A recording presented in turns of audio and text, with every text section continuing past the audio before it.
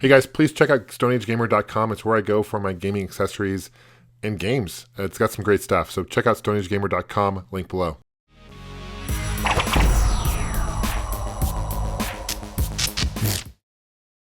Hey guys, how's it going? This is John with Gamester81.com.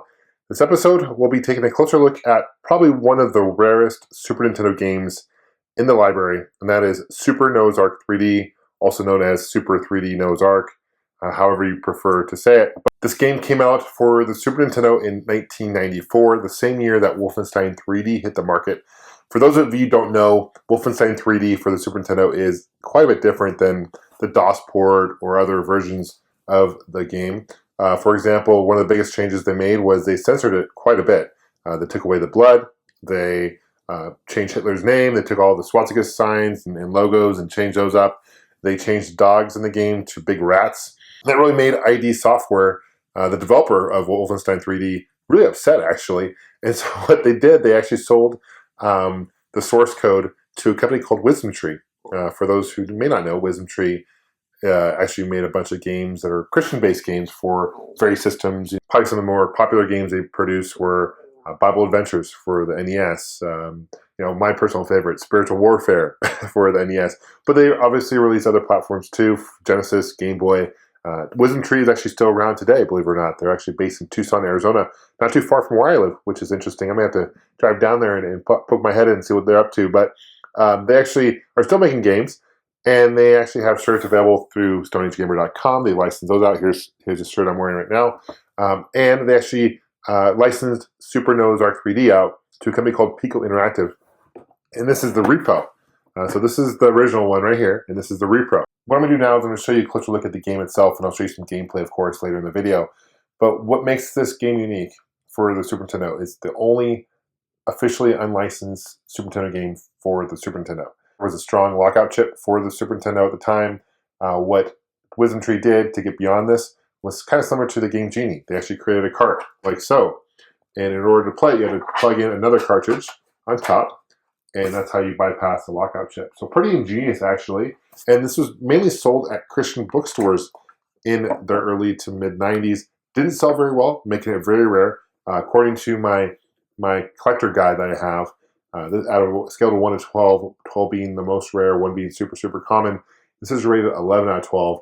And a typical complete version of Super Noah's Ark 3D, including box, cart, and manual, will range anywhere from $300 to even upwards to $400 plus dollars. So pretty expensive. But the cool thing is, as I kind of mentioned before, a company called Pico Interactive did release a repro for it, and you can pick it up for, I think it's like $60. And it comes with a cart, game manual, and the cart looks like this. So it's a normal looking cart.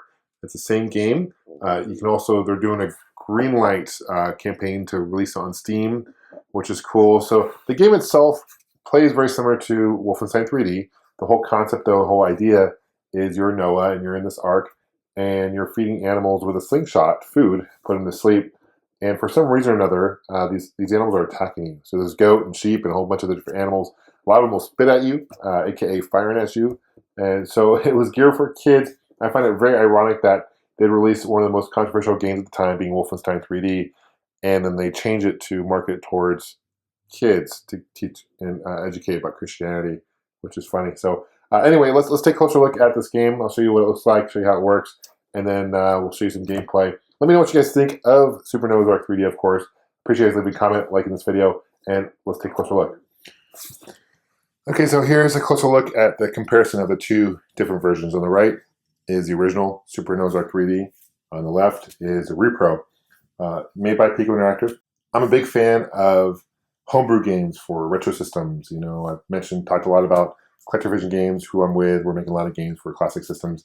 This is another company doing a lot of cool stuff, releasing a lot of cool Super Nintendo ports, and I believe they're planning on releasing some Game Boy Advance games in the future, and they're working on Steam, of course, as well. So I'm all about supporting these guys. Really cool. There's a ton of other companies out there that are doing similar things, and we got to support the homebrew community because it's really cool. So here on the right, let's take a closer look at this cart. You can see how unique it is.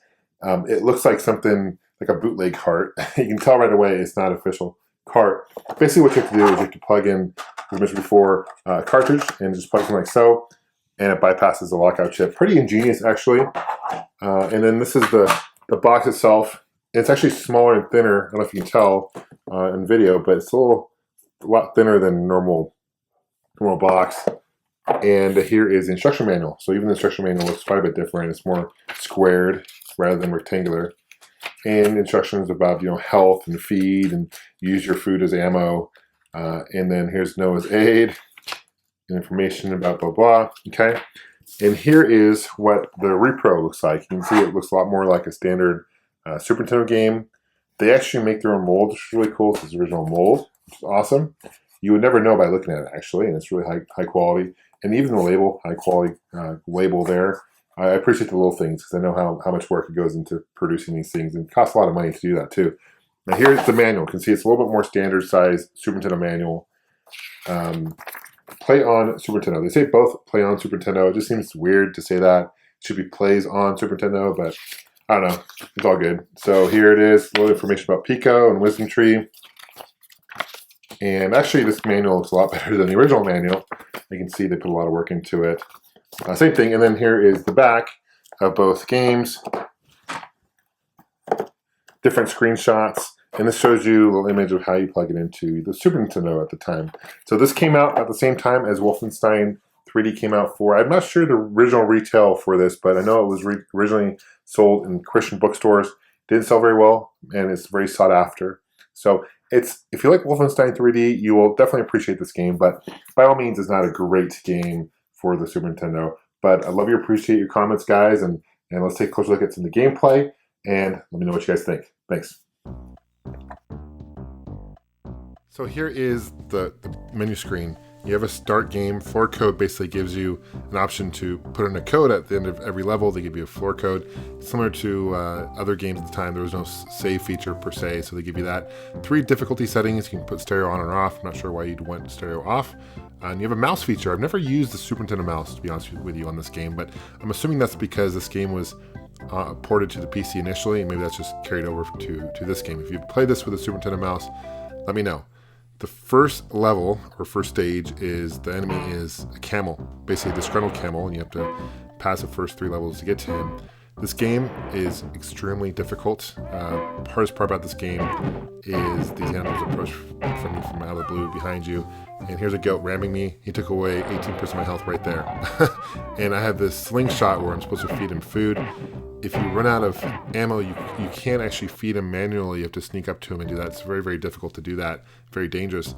There is a menu screen, pushing start, which helps, kind of shows you where you've been on that particular level map, which does come in handy. Later on, the animals get bigger. Later on in the stage, there are cows that spit at you and other animals. There's rams and a whole bunch of other ones in the game. I'm not quite sure the concept, though. I'm not sure why these animals are angry in the first place. Do they have rabies? I really don't know. Is the ark really this big where you can walk around? I'm assuming it was if there's 2 of every animal. But again, why are there multiple animals if there's supposed to be 2 of every animal? Why are there multiple goats and cows or whatever? So anyway, definitely not true to the story anyway.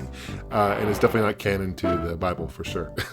But there's health, which is nice. Definitely comes in handy for sure. Here's the end of the stage. Level 1, I get the floor code and I have my score. Now, initially, this game was source code to Wolfenstein 3D, which was by ID Software. I always thought growing up that it was pronounced id Software until, to be honest with you, 5-6 years ago, someone says, no, it's ID Software. But here's a camel. This is the final boss in the first stage. And if you get in front of him, it's over. He'll spit at you multiple times, and it just, I don't know why the spit, again, hurts you. Maybe it's acid spit. I really don't know. But it gets super frustrating. And again, keep in mind, this is on the easiest setting. You notice fruit there in the bottom. If you get 50 fruit, you get an extra life, which is nice. Here is the final stage, level 6 of the game. I need all the feed I can get. Look at the weapon I have. You got a pretty large slingshot there that can shoot pretty far, and multiple feed. But this is like an antelope, and they're really difficult to kill because they, again, come from out of nowhere. I'm getting attacked from behind. Look at all this. I mean, it's chaos. But, Wolfenstein 3D is actually credited as being the first-person shooter to really put first-person shooters on the map. I believe Midi Maze, that came out in 1987 for the Atari ST computer, was actually technically the first first-person shooter, technically, but definitely Wolfenstein's up there as far as one of the most first popular ones anyway. Thanks for watching, guys. Let me know what you think of this game. If you played it, let me know. Appreciate you subscribing. You can follow me on Facebook, Twitter, Instagram, as well as my website, Gamester81.com. We'll see you guys soon. Take care.